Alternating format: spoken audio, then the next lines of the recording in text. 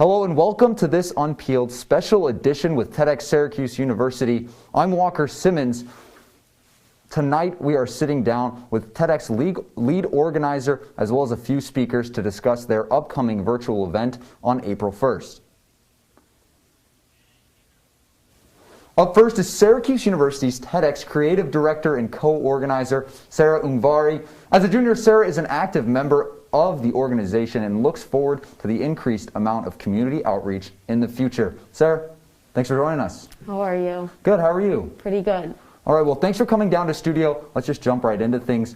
When we're looking at TEDx in this organization, what is your role within the organization? So I'm the creative director and co-organizer. So in about June, we started organizing this year's event on April 1st, and myself and the lead organizer came up with the theme this year, which is the New Age of Enlightenment, and we curate the event around that theme. So diving into what that means, getting speakers that represent that idea and theme, and going from there.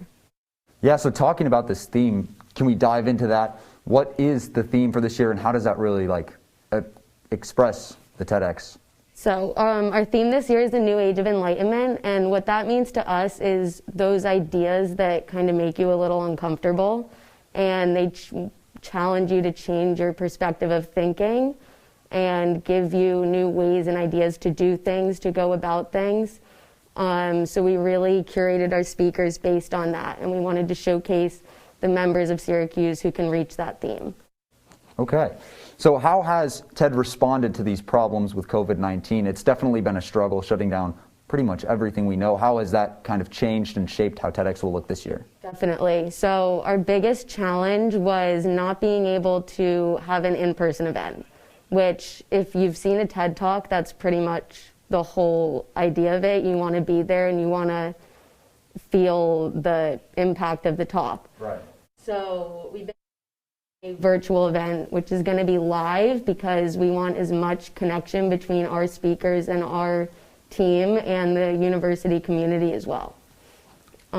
So within that, we are having our live event at a location. We're following COVID guidelines, and we're going to have this live event and do interactive activities within it so that we can get as much out of this live at-home event as possible.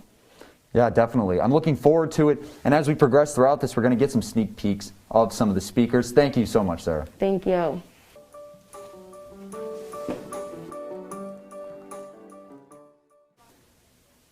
And up next, I'm excited to introduce one of the speakers for the event, Lucas Serio. Lucas is a senior broadcast and digital journalism major here at Syracuse in the Newhouse School. During the pandemic, Luca picked up a particularly interesting job and is planning on focusing his talk on sharing that experience and the lessons he's learned while on the job. Luca, thank you for coming. Thanks for having me, Walker. How are you doing? Good, how are you? I'm good. So let's talk about this. When it comes to your talk, what is the theme of it? We talked about this job. Can you kind of explain that? Yeah, absolutely. So kind of last May, I'm from a place where a lot of summer jobs are sort of in the restaurant industry, around tourism, and obviously with all that shut down, I ended up becoming a letter carrier for the United States Postal Service. So that really consumed pretty much the rest of my summer.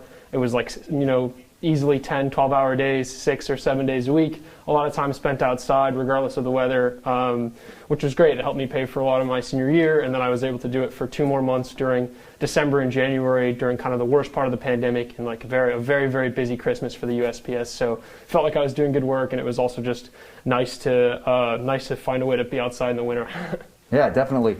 So now transitioning, how is that kind of shaping what you're talking about? Yeah, that's a great question. So one of the things that I notice the most about the USPS is I really feel that people that are our age, people younger, and even some a little older than us don't really utilize what the USPS is or understand how it works to its full potential. And so if people aren't using the service as much, that's going to cut into the way it's funded. So something I think a lot of misconceptions people have about the Postal Service is that it's, it's government funded, it comes out of tax money. And that's not really true. It's pretty much primarily funded by selling postage, so stamps and packages. And so if people stop using the Postal Service, which is kind of the trend that they're going in terms of mail volume, it's going to cut into its ability to operate and its ability to be an equitable service for all Americans and be beyond. Yeah, I mean, that's incredibly important, especially for listeners. Can you kind of explain why people need to hear this? Yeah, absolutely. So something that's really interesting about the Postal Service is it does go to every address in the United States every day of the week, which is something that I'm guessing no other organization in the United States does. And so it's regardless of people's income, where someone lives, their neighborhood, how remote or how far away they are. It might be one of the only major connections they have to the world, to their jobs, to get their medications, to get their their stimulus checks, to get their tax returns, and anything they might order on Amazon. So everything in between. It's important that it's something that remains available and remains utilized and remains vibrant and for that matter, public. Of course. And so now last question for you here, Luca. Why is that important? What message do you want the listeners to kind of take away from this talk? Yeah, absolutely. I think it's just the idea that you and I have as much impact on that organization's ability to survive and keep working as anybody else does. So it's important that we, when applicable, use the service and as well understand how important it is and how it's impacted every American life in some ways. Yeah, definitely. Well, thank you so much.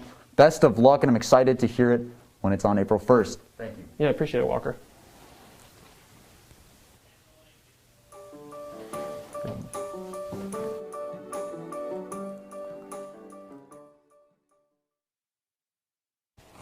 Up next, we get to sit down with another speaker for the event. He's a master's student at Syracuse studying architecture. Prior to becoming a master's student, he spent 3 years of practice and research in India. I'm happy to introduce Vedion Mishra. Thanks for the introduction, Walker. Of course. Vedion, how you doing? Doing well. How are you? Good. Well, thank you for coming down. I'll jump right into things here. Tell me about the theme of your talk. So I'm going to talk about responsible architecture and how the architecture that we produce right now and in the future needs to be more inclusive and sustainable. So yeah. Okay, then, yeah. So why is this topic important for listeners? Why should people be intrigued and wanting to listen to this? So yeah, so for me, I'm from New Delhi, India, like you said, and you might know that it's one of the most polluted cities in the world. So architecture and the built environment right now contributes to around 39% of all global carbon dioxide emissions. And that's something that we as architects are tackling.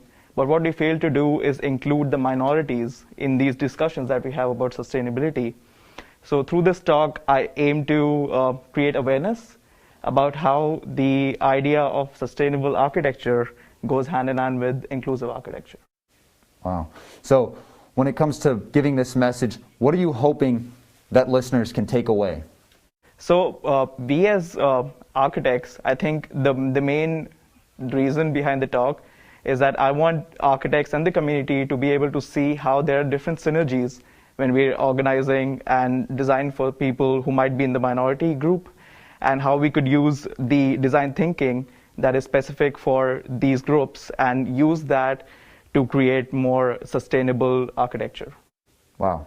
I could ask you a ton of questions, but we got to keep this short. Thank you so much. I'm excited, again, to hear about all this. We have a lot coming April 1st from TEDx. Thank you. Thank you for your time, Walker.